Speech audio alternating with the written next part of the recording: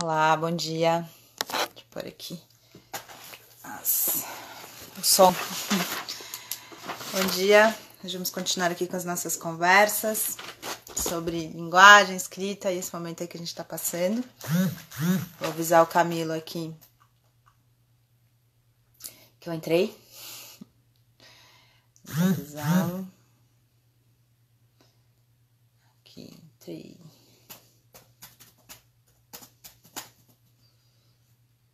Bom dia. Avisando só o Camilo aqui. Pronto. Bom dia. Hoje a gente vai conversar sobre um assunto bem especial, que é o início aí da história da pedagogia do teatro, lá nos estúdios do Teatro de Arte de Moscou. Um trabalho muito, muito bacana e importante que o Camilo realiza, que eu usei muito no meu mestrado e no meu doutorado. O Camilo está aqui. Só pedir para entrar para a gente começar a conversar.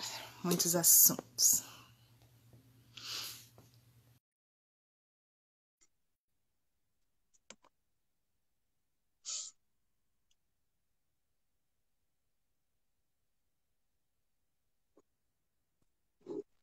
A caneta não tá pegando. Oi, Camilo. Oi, Paula, bom dia. Bom dia, tudo bom? Tudo bem? Obrigadíssimo pelo convite. Eu que agradeço a sua presença. Falei que era fácil, né? Tudo bem Ah, facinho, pai. tava aqui tenso, vendo se ia dar certo. Aprendendo essas novas necessidades nesses tempos, né? Todo mundo, muitas das pessoas que eu chamo nunca fizeram live aqui pelo Instagram. Falam, mas é bem fácil. Difícil é fazer seu estudo, isso. Bom, vamos começar. Eu já queria começar dizendo que seu trabalho foi muito importante para mim, no mestrado e no doutorado. Usei ali, Que bom, me trouxe muitas informações, tirou muitas dúvidas. Queria te agradecer aqui publicamente. que bom, eu li. Né?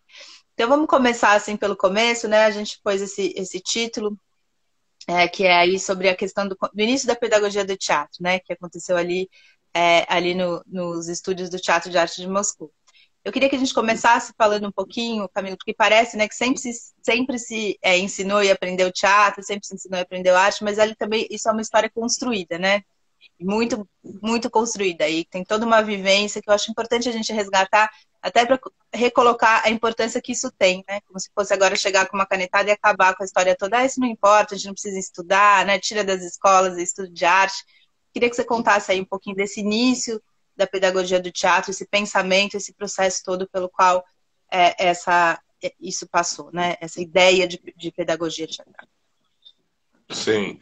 Ah, acho que a questão é que a gente tem que lembrar que a formação efetiva, a sistematização de pedagogias teatrais, a ideia de continuidade, mesmo ideias que são muito cotidianas hoje, como a ideia do exercício desvinculado da utilização direta na cena, a ideia essa noção de trabalho sobre si mesmo, dos processos de formação não vinculados diretamente à utilização imediata na cena, são relativamente recentes no teatro ocidental em relação às outras artes, né? Elas datam dessas primeiras décadas do século XX, muito por obra de Stanislavski e seus colaboradores, também por obra do Coupeau, na França, de certo contexto internacional de experimentação que acontecia ali, muito voltado e muito impulsionado pela convicção de que renovar a cena, eventualmente renovar as linguagens da cena, dependia fundamentalmente de renovar a pedagogia. É muito clara nessa geração desses renovadores das primeiras décadas do século XX a noção de que qualquer renovação do teatro dependia da construção de novos modos de se formar atrizes e atores. E também, para mim, é muito fascinante observar que isso se dá muito também por um afastamento dos centros de produção, né, dos grandes dos grandes núcleos, das grandes companhias, das grandes instituições teatrais, né? O Franco Ruffini tem uma expressão que eu acho bem precisa e bonita a respeito disso, que ele fala de uma marginalização voluntária desses pesquisadores do início do século, né? Então, tanto no Stanislavski, quanto no Coupeau, quanto no Meyerhold, assim, todos eles têm esse movimento de se afastar dos grandes teatros, se afastar das grandes instituições e gerar espaços aqui entendidos também tanto como espaços lugares quanto espaços ideias, né, espaços utópicos nos quais fosse possível experimentar, né?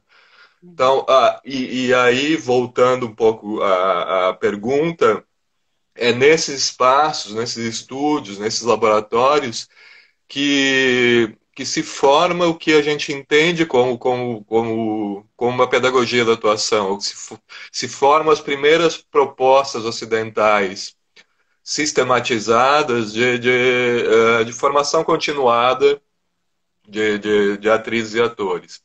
E aí também uma coisa bem interessante aí, formação de atrizes e atores para alguma coisa que não se sabia ainda o que era, né? Isso é bem importante ressaltar, né? Porque não se tratava de formar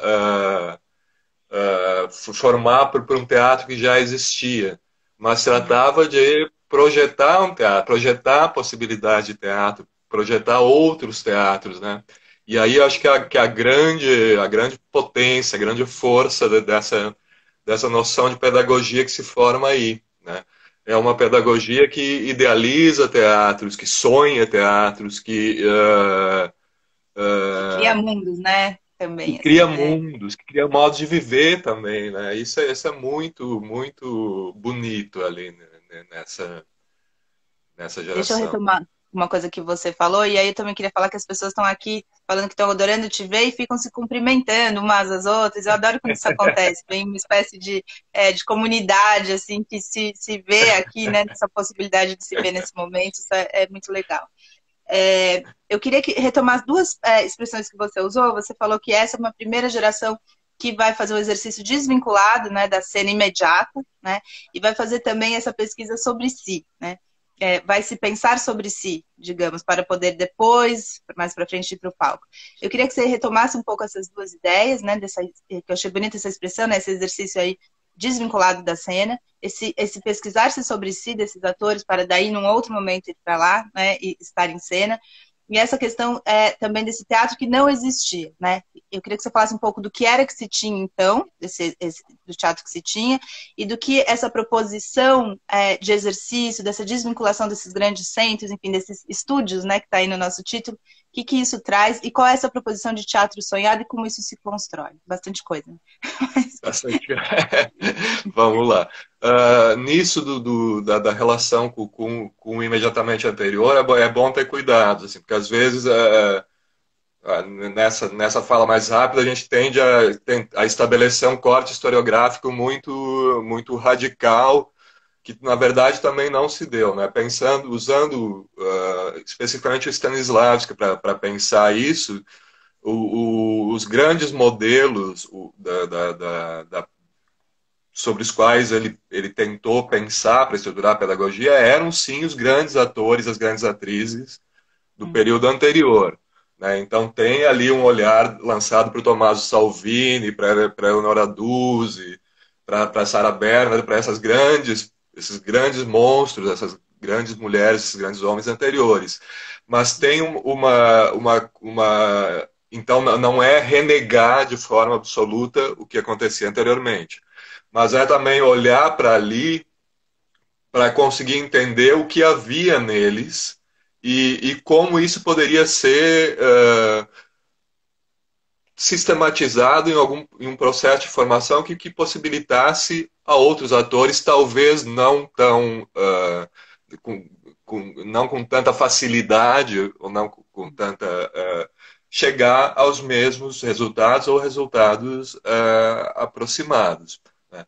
Então, só ressaltando isso para não cair nesse equívoco de afirmar que seria um corte radical com o que havia anteriormente.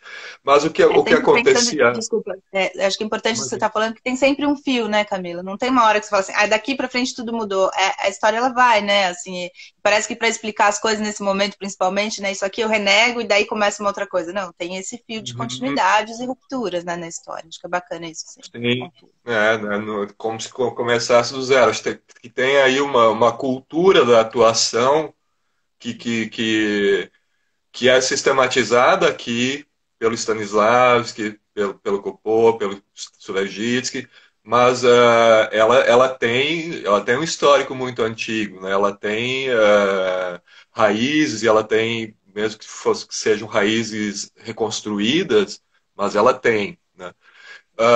Mas, enfim, em relação especificamente a essa questão do trabalho sobre si mesmo, uh, ela é a grande inovação, ela é a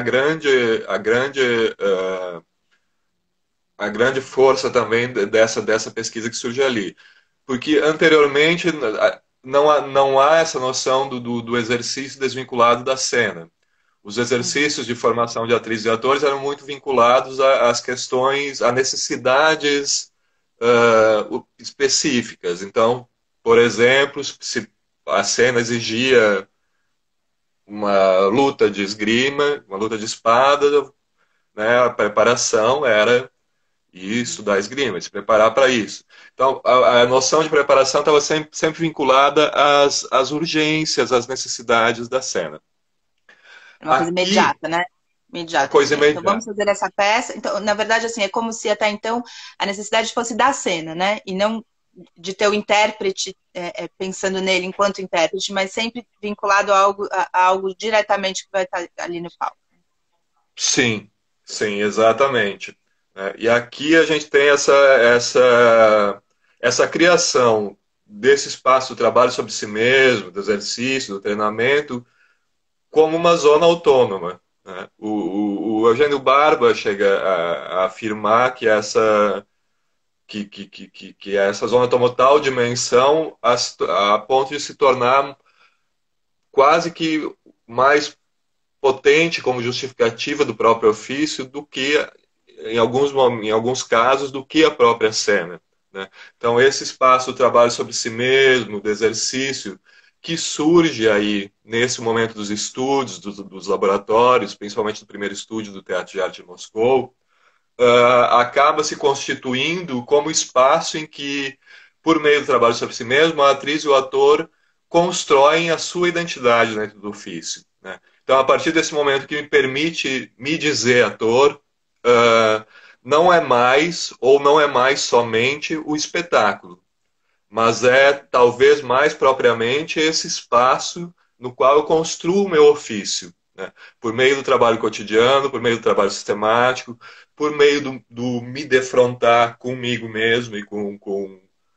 as minhas idiosincrasias, com as minhas limitações do ofício, com esse o trabalho sobre si mesmo acaba sendo tanto um grande espaço de subjetivação, quanto um espaço onde eu construo meus posicionamentos éticos e mesmo políticos em relação ao ofício.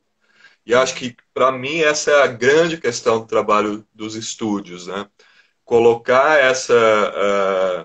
esse peso, peso não seria a melhor palavra, mas essa Foco, talvez. responsabilidade, esse foco, essa importância, nesse momento, colocar todas essas questões ético-políticas, espirituais, nessa dimensão desse momento que eu trabalho sobre mim, né? Uhum.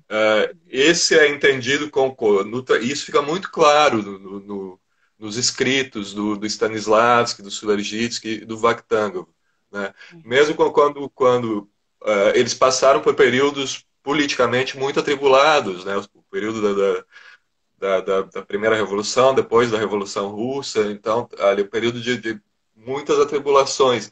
E a ideia ali mesmo de compromisso ético, de compromisso político, está muito vinculada a essa reconstrução da sua relação com o seu ofício e da sua relação com seus colegas de ofício, para aí poder pensar ou buscar uma outra relação com seu contexto social, político, né? Com o espectador, com esse contexto mais amplo.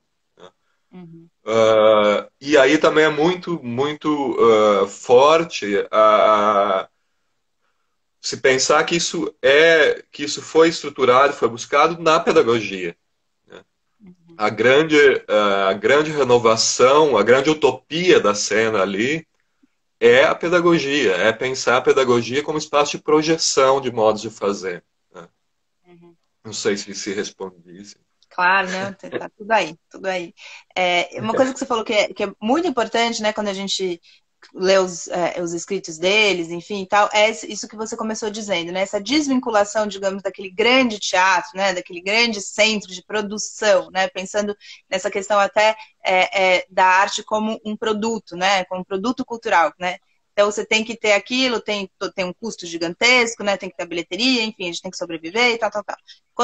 Quando eles pensam nessa concepção de estúdio, né? Assim, é isso que a gente está aqui nos estúdios, é como se tirasse ufa, né? Agora eu posso, então, ter um outro tipo de pensamento sobre a arte, né? Eu acho que isso que é um pouco confuso aí para as pessoas que não são, né, exatamente desse métier até hoje, né? Dessa questão de produto cultural e da questão dessa pesquisa. Quando se desvincula isso, que você pode, então, fazer essa pedagogia, né? E pensar nisso que você falou que é bonito, do intérprete que tem uma identidade, que ele vai poder trabalhar sobre si e não sobre uma ideia de produto final, digamos, né? Que tudo está voltado para o outro, e volta-se para si. Eu queria que você falasse um pouco dessa concepção de estúdio e como é que eles pensaram isso, né? E é muito bonito isso, pensar que eles saíram daquele lugar que é, digamos, que é onde todo mundo quer estar, né? Um grande lugar, de grande produção. Eles saíram dessa dinâmica para criar uma outra, e então criaram essa ideia de pedagogia e dessa identidade do artista enquanto si mesmo, né? Para ele poder ter fôlego para criar, né? Queria que você falasse desse processo. Isso é bem importante, de novo, bem bonito. Assim, sempre que eu falo isso em aula, eu insisto muito, né, nesse fator, que também, às vezes, a gente tende a pensar nesses grandes criadores da tradição teatral ocidental como pesquisadores de gabinete, né, como senhores que sentaram e pensaram e escreveram sobre algo. E não é nada disso, né? A gente está falando de grandes aventuras de vida, né? Longas aventuras de vida, né? Décadas, no caso do Stanislavski, do próprio Kopocki. Né? E a trajetória do Stanislavski acho que é exemplar para entender isso. Né? Ele já é... a primeira tentativa de formação de estúdio se dá em 1905, o estúdio da Rua Povarskaya, que é o estúdio que ele funda com o Meyerhold, voltado para a encenação da dramaturgia simbolista. Né? Que acaba tendo algumas questões, alguns problemas internos e não acaba abrindo para o público. Então, o primeiro estúdio, efetivamente, se forma em 1912, guiado também pelo Sulergitsky, que é uma figura muito importante, muito pouco conhecida. Mas o que o Stanislavski, nessa época, já era, evidentemente, uma figura internacionalmente conhecida, um enorme diretor, né, um símbolo do teatro russo, tinha um enorme reconhecimento. No entanto, ele estava insatisfeito. Isso aparece no Minha Vida na Arte, isso fica bem claro. Assim, ele fala de uma insatisfação com a condenação a repetir unicamente o grosseiramente real na atuação. Deixa eu só fazer uma Até... parte, Camilo, só para quem é do teatro, né? O Stanislavski falou Stanislavski, está tudo entendido. Né? Mas muitas sim, pessoas claro. aqui não são. Queria que você só fizesse, claro, não dá para, mas só rapidinho dissesse esse tamanho dele nesse momento, né? Como é que era importante, como ele estava, digamos assim, com tudo ganho e o que ele larga para fazer essa, né? Sim, Stanislavski, junto com Nemirovich Danchenko, em 1898, havia fundado o Teatro de Arte de Moscou. Uh, o projeto era um projeto de renovação da cena, de uma grande renovação da cena teatral. Já nos primeiros anos do século XX, eles encenam alguns textos do Chekhov, a Gaivota, por exemplo, 1902, se não me engano. E tem uma enorme... Esse trabalho deles tem uma enorme repercussão, né? Enfim, por meio dessas primeiras encenações, o Teatro de Arte de Moscou se torna a grande instituição teatral na Rússia da época. E acaba crescendo muito, crescendo tanto em termos de repercussão das encenações, repercussão de público, faz turnês internacionais, se torna uma espécie de símbolo do teatro russo, para o bem e para o mal, né? Porque depois do período soviético isso passaria por uma apropriação bem questionável. Mas essa grande instituição teatral também, mesmo em tamanho, né? O Teatro de Arte de Moscou, ao se consolidar, tinha uma enorme estrutura de funcionários, de atrizes e atores vinculados. Era, enfim, uma instituição teatral muito sólida e muito reconhecida. E isso também é o que acaba se tornando, de certa maneira, obstáculo para as experimentações, né? Stanislavski Stanislavski era ator, para quem também não é da área, Stanislavski era diretor, mas também era ator, né? E ele atuava também com muito sucesso, com muito reconhecimento, fazendo o Dr. Stockman, que é um personagem do Inimigo do Povo, do Ibsen. E em determinado momento, mesmo com esse enorme reconhecimento que ele tinha, ele entra numa crise criativa. Ele percebe que, segundo as palavras dele, ele só reproduzia só estava reproduzindo o que ele já vinha fazendo, mas não percebia mais uma paixão criativa naquilo. Segundo as palavras dele, não percebia nenhuma interioridade naquilo. Só conseguia perceber a cristalização dos processos.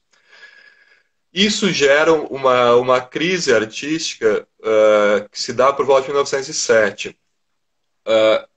Muito centrada nessa percepção de que, de novo, nas palavras dele, só se mantinha o hábito do ofício, só se mantinha o compromisso com a instituição teatral, mas que ele não percebia mais essa alegria, essa felicidade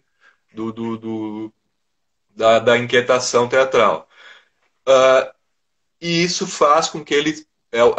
o primeiro retiro dele é esse. Ele se retira das atividades do Teatro de Arte de Moscou, passa um período na Finlândia, e ali surgem as primeiras formulações em relação ao sistema, né?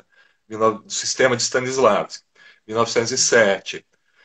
Os primeiros escritos são dali, né? As primeiras tentativas de aplicação, em 1909, na montagem do Mês no Campo, que saiu há algum tempo uma publicação da Simone Schuba sobre esse processo de montagem do Mês no Campo, né? Mas, enfim, essa primeira tentativa de aplicação tem enormes resistências, porque ele estava trabalhando com atores já consagrados, dentro de uma companhia consagrada, dentro de uma companhia estável, que também não poderia arriscar sua estabilidade num processo de experimentação, né, que não sabia em que ia dar. Isso também era claro tanto para o Stanislavski quanto para o Nemirovsky-Dantigo, que era o outro diretor do Teatro de Arte de Moscou. Eles tinham essa noção de que a estabilidade da companhia principal do Teatro de Arte de Moscou também não poderia ser arriscada numa experimentação tão radical quanto a que estava sendo proposta. Então, em função disso, dessas resistências, dessa crise pessoal, dessa necessidade de reencontrar um espaço de alegria e de experimentação no ofício, Stanislavski resolve procurar jovens atores que não tivessem tão viciados pelo cotidiano do trabalho da grande instituição, para se lançar a uma experimentação de algo que o inquietava, mas que ainda não estava formulado. Não era experimentar algo que ele já havia elaborado e iria aplicar. era encontrar pessoas que se dispusessem a se lançar em uh, uma busca de algo que ainda era inquietações. É bem interessante, é bem bonito também ver os relatos das atrizes. O principal relato desse período é da Sofia Giatsintova, que foi a atriz do primeiro estúdio, né? Ela fala muito de que os mesmos termos de trabalho ali deslizavam muito, né? Às vezes o termo aparecia de um jeito, às vezes aparecia de outro. Ela fala que às vezes os exercícios pareciam muito ingênuos, ou pareciam muito, ou que eles se sentiam um pouco sem saber para onde ir, mas que eles percebiam tal compromisso ético naquilo e tal força de pesquisa, tal inquietação, que eles confiavam cegamente nas indicações que estavam sendo colocadas ali. Então, os estúdios, basicamente, são a invenção do laboratório teatral, são a invenção desse espaço, que não é um espaço do ensaio, no sentido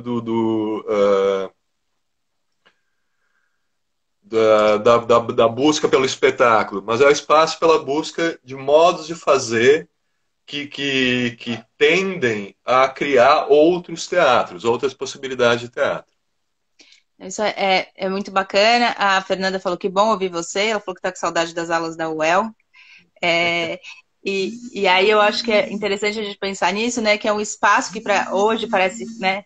Até é uma forma até meio, né, digamos assim, o laboratório, faz um laboratório, sei lá, você tem que fazer uma prostituta, né? E aí vai lá e fica olhando e aí faz, como se as coisas não é, né, até chegou num ponto de estar um pouco banalizada a ideia, mas o que importa é que aí está surgindo pela primeira vez a ideia de laboratório, né? De pensamento sobre teatro. E eu acho muito bonito isso que você está dizendo. Não nasceu assim, né? Como se fala hoje, o cara não está no palco, ele vai ser professor, né? Vai fazer coisa com pedagogia. Nasceu de um grande diretor, né? De um grande, estava bem ali, né? Chegou no ápice, digamos. E ali ele falou, não, quero algo mais. A Laura está dizendo, Camilo dando uma surra de aula, dando uma surra. A Laura Frank. A Cláudia pediu para você fazer uma analogia, para você comentar um pouco a questão do Teatro do Soleil. Você acha que tem, digamos, pode ser uma coisa que se parece com isso, né, contemporâneo? É uma ideia que você acha que ele tem algo que possa espelhar esse processo? Pergunta da Cláudia. Sim, eu acho sempre um pouco perigoso fazer essas aproximações sem também apontar as fricções, apontar as diferenças. Mas Desculpa, acho que deixa eu só sim. colocar. Ela não fez, ela só falou para você falar do Teatro do Soleil, né? Eu que puxei essa ponte aí. Tá, tá. Mas tem sim uma linha aí do trabalho da Minuschini muito clara, não com o Stanislavski, mas com o Copo, né? Principalmente no trabalho o Copo é exatamente contemporâneo do Stanislavski e também é bem interessante observar que ele faz um movimento muito parecido, né? O Coupeau também era o grande diretor francês da época, tinha sido enviado para os Estados Unidos em turnê como divulgação não só do teatro francês, como do Estado francês, né? E também, ao retornar a Paris, faz o mesmo movimento. Ele tinha o Teatro do Via Colombier, a Escola do Via Colombier, também enormemente reconhecidos, resolve fechar e se retirar no campo com um pequeno grupo de estudantes para também reinventar sua pedagogia, reinventar seu modo de fazer. Então, só aproveitando a pergunta para dizer que esse movimento dos estúdios, dos laboratórios, tem ali no primeiro estúdio o seu modelo mítico, né? O primeiro estúdio acabou ficando como esse modelo mítico dos laboratórios do teatro do século XX. Mas ele é um pouco transversal e um pouco internacional. E tem também que é um fato bem curioso, né? Tem uma carta do Stanislavski para o Coupeau de 1917 propondo a formação de um grande estúdio internacional, né, que reunisse essas experiências, né, que é uma coisa que acabou não acontecendo. Mas ela é uma característica muito forte dos experimentadores dessa época. Aparece no Stanislavski, aparece no Coupeau, no Vakhtangov, no Meyerhold, o estúdio Reduta, que é um estúdio polonês muito pouco estudado e muito importante, e que surgiu em função do trabalho do primeiro estúdio também. Mas, enfim, estou falando tudo isso para dizer que o Coupeau também realizou esse movimento.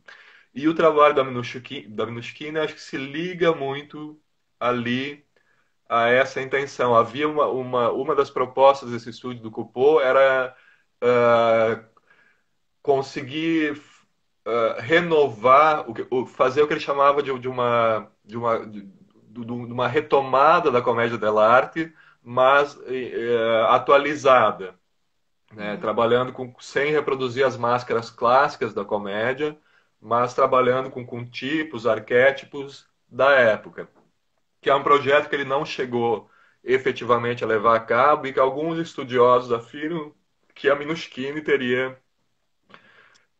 retomado e efetivado em alguns espetáculos dela. Então, Só para a gente sim, retomar aqui, Camilo, a pergunta da Cláudia foi sobre o Teatro Soleil e a Minushkin é a fundadora do Teatro Soleil, né? Só para a sim, gente. É, sim, sim, é, sim. você está falando da Então, fundadora acho do Teatro que o trabalho da Minushkin, sim, a gente poderia fazer essas relações. Primeiro, essa relação direta histórica com o Coupeau, depois, muito essa relação eu acho que ela herda muito dessa ideia da comunidade teatral, que é uma coisa que o Franco Ruffini caracteriza, aponta como uma característica dos estúdios. Assim. O Ruffini Soleil. afirma que os estúdios não funcionavam nem como uma escola, nem como uma companhia. Não como uma escola, porque não, enfim, não tinha uma grade curricular rígida, não tinham professores, era um grupo de artistas trabalhando de maneira integrada num projeto de renovação. E também não como uma companhia, porque a intenção ali não se esgotava no espetáculo, não se esgotava no repertório, não se, né, projetava outras coisas, projetava, por exemplo, um modo de formação. Então, o Ruffini prefere utilizar a expressão comunidade teatral para se referir ao trabalho dos estúdios dos laboratórios, porque ele acha que ela engloba numa relação dialética, numa relação de tensão, essas noções de escola e companhia. E acho que o Teatro do Soleil, a Minushkin, são um grande exemplo dessa ideia do funcionamento comunitário, né, Uhum. do fazer teatral. Então, sim, tem relação, sim, com, com essa experiência que começa aí nos estudos, nos laboratórios das primeiras décadas. Bacana, acho que respondeu bem aí a pergunta da Cláudia. A Camila falou que 16 anos depois está tendo uma aula com você, e o Matheus disse que ficaria 16 horas tomando café com você, falando de teatro. 16 horas tomando café, Matheus, aí vai ficar meio difícil. Você tem muita gente aqui que gosta de te ouvir falar, ainda bem. Que bom. Então vamos retomar lá então, né? Você falou que o Stanislavski, então, sai, e o Diego também queria estar nesse café aí com vocês.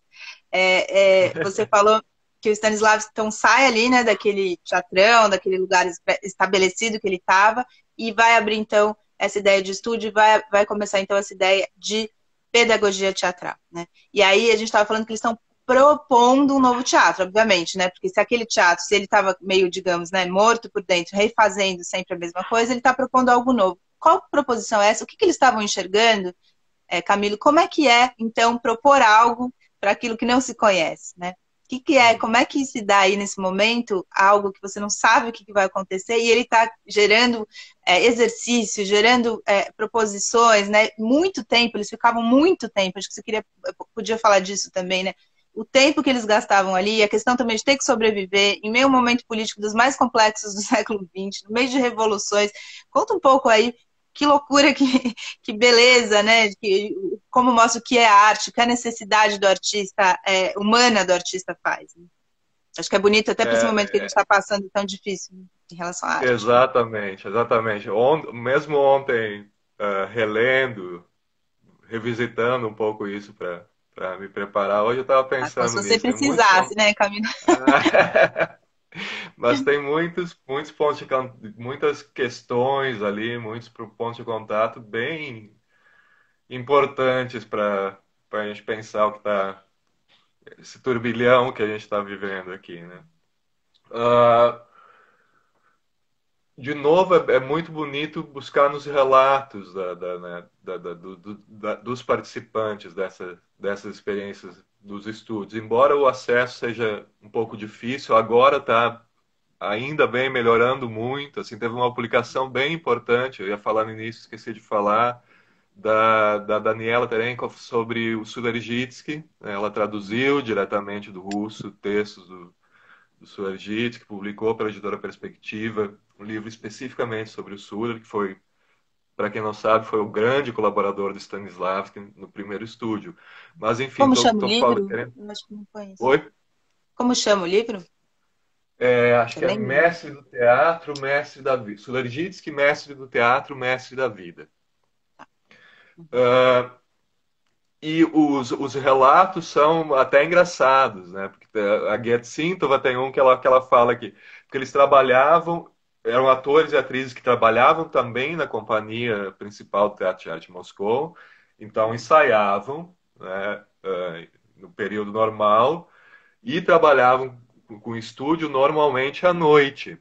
Então ela fala, por exemplo, que às vezes o Stanislav, que era comum o Stanislavski chegar e dizer, é noite, estamos todos muito cansados, temos que ir para casa, descansar para poder ir para um novo dia. Então vamos lá, vamos começar a ensaiar. E que eles trabalhavam continuamente, com o Vakhtangov também, assim, trabalhos longuíssimos à noite, que na manhã seguinte eles tinham que voltar para o trabalho cotidiano, mas que trabalhos que eram muito motivados e impulsionados por essa inquietação, justamente por essa percepção de algo não conhecido, por essa percepção de estar explorando um campo ainda não formulado, né? Então, nos testemunhos fica clara tanto a dificuldade nisso do não saber exatamente por onde se caminhava, quanto a motivação que daí surgia. Uh, É uma pergunta bem complexa de responder, porque ela tem muitas camadas, né? A primeira é essa. Se sabia muito claramente o que não se queria mais. Uhum. Então, se sabia que, que, que não se... No caso, para tentar deixar a resposta mais clara, no caso do Stanislavski, há uma percepção de que o trabalho da atuação estava muito submetido a diversos clichês profissionais herdados, né? Advindos principalmente da imitação de grandes modelos, né? E, portanto, mesmo da degradação desses grandes modelos, as sucessivas imitações das grandes atrizes, dos grandes atores, ia resultando em uma série de padrões que eram reproduzidos, séries de truques do ofício. Então, no caso do Stanislavski, há uma coisa que fundamenta o sistema, que é a oposição entre condição do ator e condição criativa. Condição do ator, ele coloca pejorativamente, né? Condição do ator seria essa tendência a reproduzir modos de fazer, a reproduzir os truques do ofício. E a condição criativa seria a capacidade de seguir somente a sua inquietação criativa, né? De não se basear em modelos exteriores. E o grande objetivo do sistema, e isso aparece o tempo inteiro, seria conseguir desenvolver essa condição criativa, né? Então, acho que uma primeira camada é essa. Se sabia o que não se queria. O que não se queria era a imitação dos modelos que já existiam, a imitação dos modelos de representação. Uma outra camada bem importante são as relações com a dramaturgia, né? Como acontece em diversos outros momentos da história do teatro, aqui também a dramaturgia se colocou, em muitos momentos, como um desafio. Um desafio no sentido de dramaturgias que eram renovadoras a ponto de não poder ser encenadas, ou de não existir uma Direto. forma para se encenar, né? Do E jeito que já se tinha, né? isso É bonito falar disso, né? Que está trazendo histórias novas para um momento novo. Quer dizer, você tem uma materialidade, né? Que está se relacionando com aquele momento, porém você não tem, digamos, o corpo, você não tem o como fazer essas novas histórias para que elas reverberem de uma forma nova e efetivamente, né? É bonito isso, essa busca, né? sim, isso é. E também é um aspecto que em muitos momentos me parece subvalorizado na historiografia teatral, né? Porque às vezes a dramaturgia é colocada num lugar completamente. É letras, vai estudar na letras. Aí a letras fala, não, estuda no Na teatro que não é letras, literatura, e o né? teatro fala, e a dramaturgia fica aí. Exato. E Foi, aqui tem uma imbricação bem particular, né? Porque também um dos fatores que gerou essa crise do Stanislavski, essa crise criativa a que eu me referi anteriormente, que desemboca no sistema, são as tentativas de encenação da dramaturgia simbolista, especificamente dos textos do Maeterlinck, né? Ele faz uma tentativas de encenação de três textos curtos do Maeterlinck, são A Intrusa, Interior e Os Cegos, né? Que é 1904, se não me engano, que ele realiza essas tentativas de encenação. E ele fracassa, ele não consegue, né? E, ele perce... e ali também um dos fatores principais é ele perceber que para dar conta dessa nova dramaturgia, ele precisava novos modos de atuação, novos modos de pensar e de formar. Então também tem um dos fatores que motiva a ir em direção a essas novas formas, a buscar novas formas, é perceber o esgotamento das formas atuais frente a novos desafios dramatúrgicos, a outras inquietações, outras necessidades que surgiam aí. No Minha Vida na Arte, isso é bem bonito de ver, né? Ele se refere tanto a essa dramaturgia simbolista como a, as experimentações das diversas outras linguagens artísticas da época, né? E ele se lamenta ali que enquanto as outras formas estavam indo em direção à incorporeidade, à poesia, à alusão, a outros modos de produzir significado e produzir relação, o teatro tivesse condenado à reprodução da realidade, a reprodução do que ele chama do grosseiramente real, né? Uhum. E ali fica muito claro esse anseio para que o teatro chegasse ao que ele chama de imaterialidade das formas, incorporeidade, que pudesse chegar a, a isso que ele vislumbrava na dramaturgia simbolista, em diversas formas das artes da época, né? Uhum. Só por a Adriane falou que esse livro que você falou é um dos livros que é uma parceria da editora Perspectiva com a Macunaíma, né? Com a Escola Macunaíma E de Teatro, só para pontuar aqui. Isso, por meio do CLAPES, do Centro Latino-Americano de Pesquisa Stanislavski, que está fazendo um trabalho de publicação bem importante.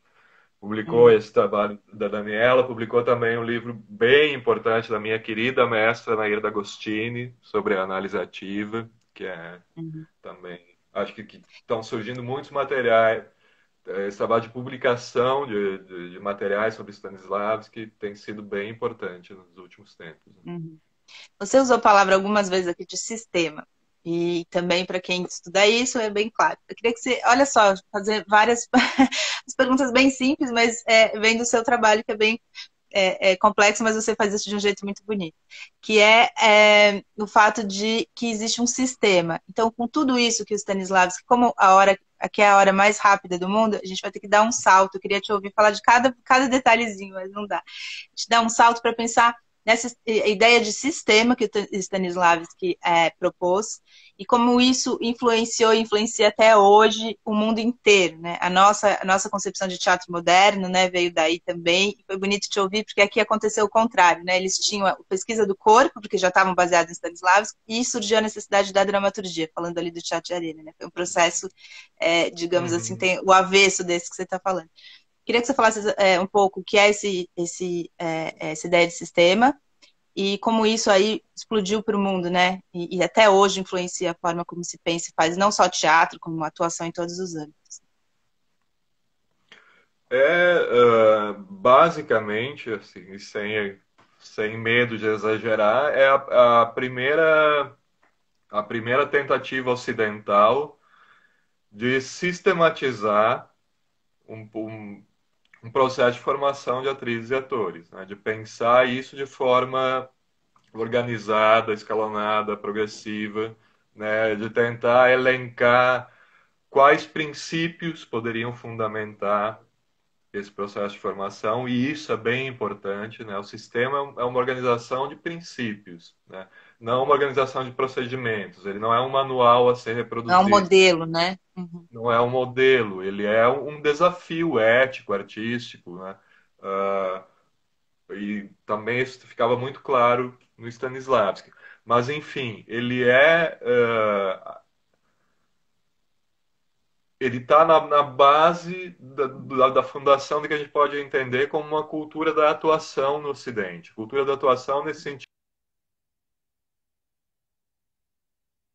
Deu uma paradinha. Deu uma... Bem agora, estamos nos finalmente aqui. Poxa,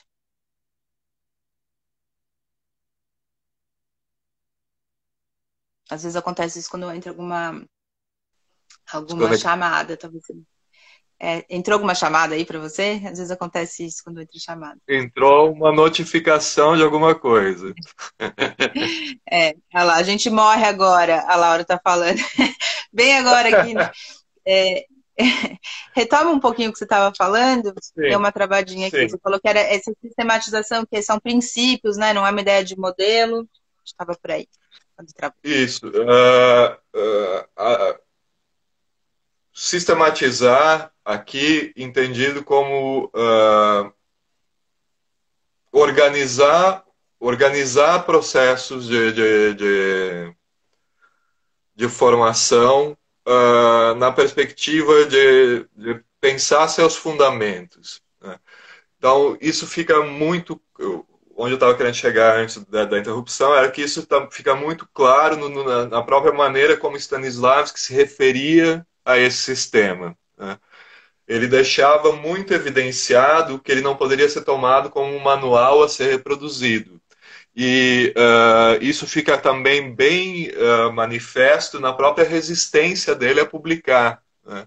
Ele era muito reticente em relação a publicar os materiais parciais dessa experimentação, justamente com esse receio. Isso aparece muito nas cartas do Vakhtangov, né? Essa revolta com o fato de alguns artistas, algumas pessoas terem se apropriado da pesquisa e transformado aquilo num manual, dando cursos do que seria. E ele deixa muito claro que aquilo era um longo processo de estruturação, de descoberta de princípios. O que se pretende ali, basicamente, voltando a citar novamente a ideia da condição criativa, é essa condição de estímulo de uma criatividade completamente pessoal, individual. Isso é muito claro no sistema, sempre se parte de si mesmo, e o cultivo é um cultivo de si mesmo, o trabalho é um trabalho sobre si mesmo. Então, o sistema é um instrumento também para desenvolver, para desafiar e desenvolver a si mesmo. Isso, só colocando um parênteses aqui, foi o que interessou enormemente ao Sulergitsky. Uh, mas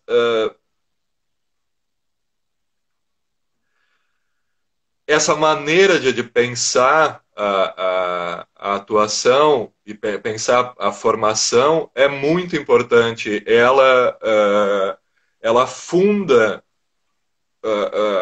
ela funda a base Stanislavski, o sistema, os estúdios fundam a nossa maneira de pensar a escola de teatro no Ocidente. Não tem, de qualquer maneira, qualquer proposta atual tem que dialogar com as propostas ali colocadas, seja para enfrentá-las, seja para derrubá-las, mas é impossível ignorá-las, né? Simplesmente porque elas são o primeiro momento no Ocidente em que isso é sistematicamente pensado, sistematicamente experimentado, sistematicamente organizado. Então, e acho que uma coisa bem importante de entender é que aí tem um enorme desafio para a maneira como a gente pensa a escola de teatro, né? E como a gente pensa a formação de atrizes e atores. Porque aqui o sistema, essa noção de condição criativa, o trabalho dos estudos dos laboratórios colocam esse desafio. Eu tenho sim princípios, né? Nesses princípios sobre esses princípios pode se construir o processo de formação, mas eu não tenho um modelo, eu não tenho um manual a ser aplicado.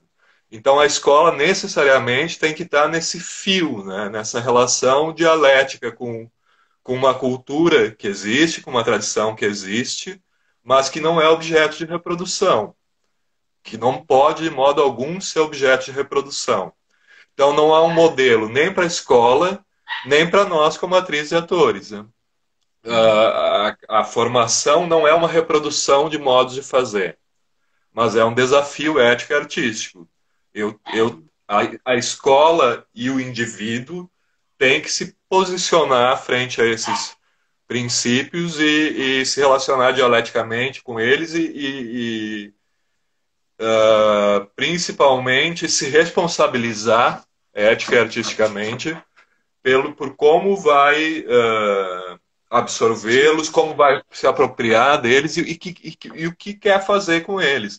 E para mim esse a grande genialidade ali da noção de estudos e laboratórios, né? Uhum. A pedagogia não é uma justificação dada para o meu ofício, não é, não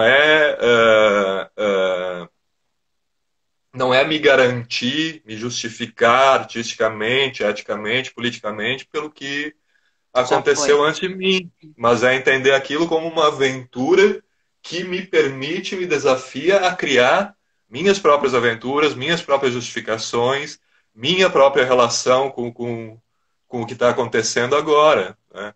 Então, isso acho que é uma enorme potência da Uhum. pedagogia do sistema.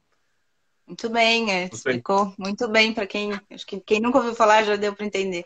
A Laura está dizendo que a mestra entrou, que é a Nair D'Agostino, que você acabou de falar dela, ela entrou aqui. Então, Olá ele aí, acabou de dizer Piri.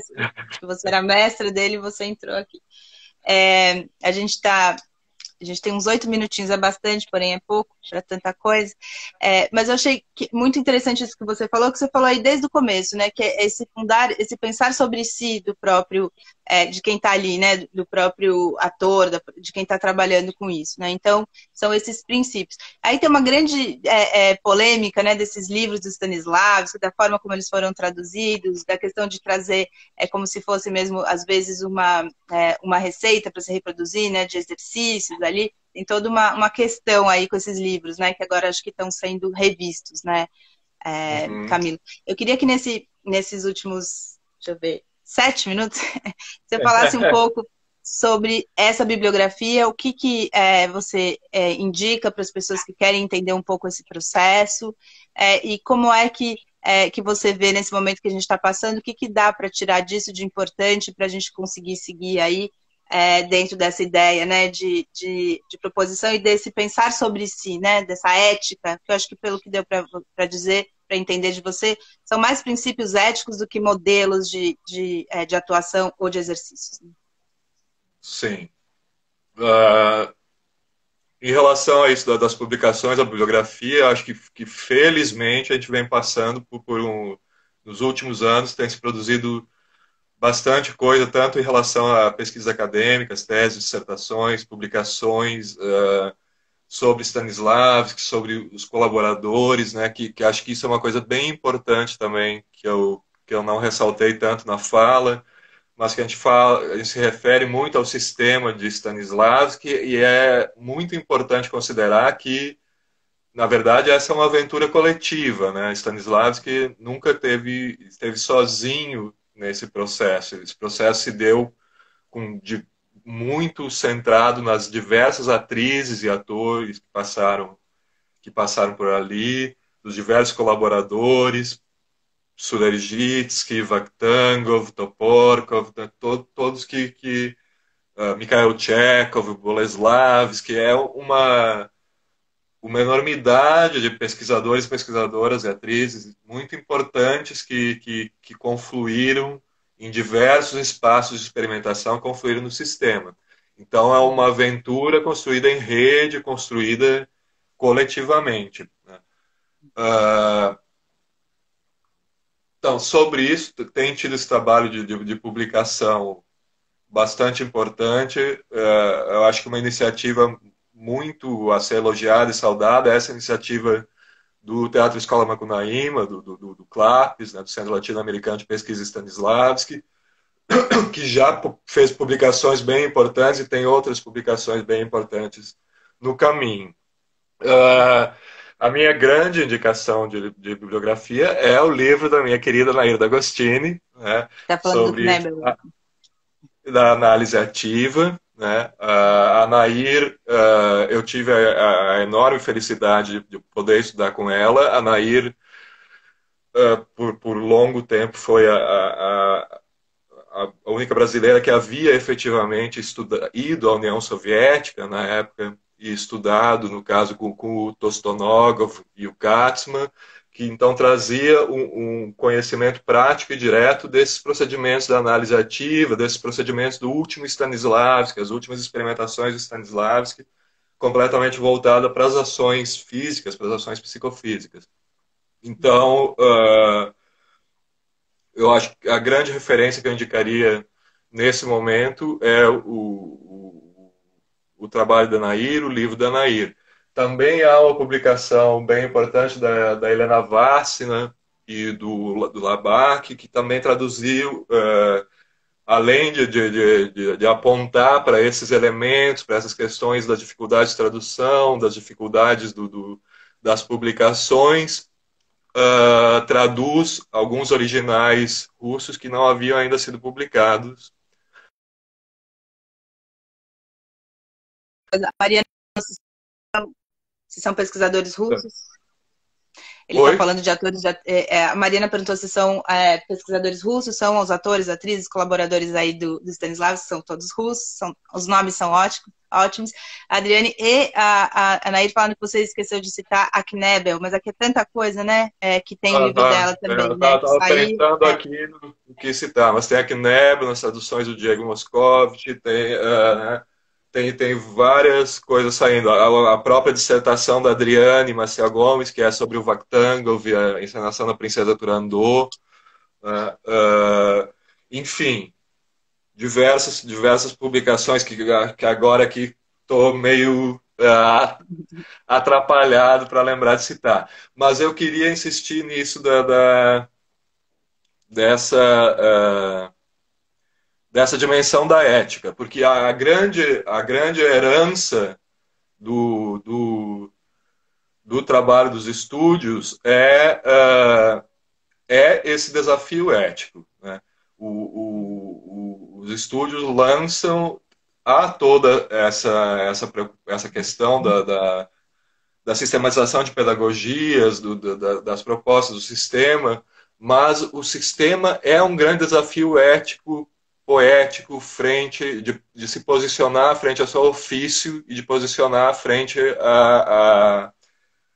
também a relação que eu quero estabelecer com o espectador ou com o público. E aí eu acho que essa é a grande questão que eu acho que permite também pensar como esses estudos poderiam ser um desafio para pensar alguns aspectos da contemporaneidade. Porque é claro, me parece, mesmo nas diversas vezes em que eu falei sobre isso, também, claro, me vinha essa pergunta e em vários momentos surgiu essa pergunta do que seriam equivalentes hoje, né? Uhum. E a questão é claro que não é reproduzir o modelo de estudo das primeiras décadas do século XX, né? Não daria. Até porque no momento que a gente já estava antes dessa pandemia, mas também que está agora, o movimento dos estudos das primeiras décadas foi muito se fechar, se retirar, para renovar as relações éticas entre os Querido, tá participantes e assim acabando. poder... A gente tem 30 segundos. Tá. Foi ótimo terminar com a questão ética. Tá todo mundo dizendo que você tem que fazer um segundo. Um quer que você fale do Suller, outros quer que você fale das mulheres, que são super importantes. Brigadão, obrigada a todo mundo que veio, vai cair. A gente vai fazer uma segunda com certeza. Super obrigada, viu? Eu que agradeço, Paulo. Muito obrigado. Tchau, obrigada a todo mundo que veio. Tchau, tchau.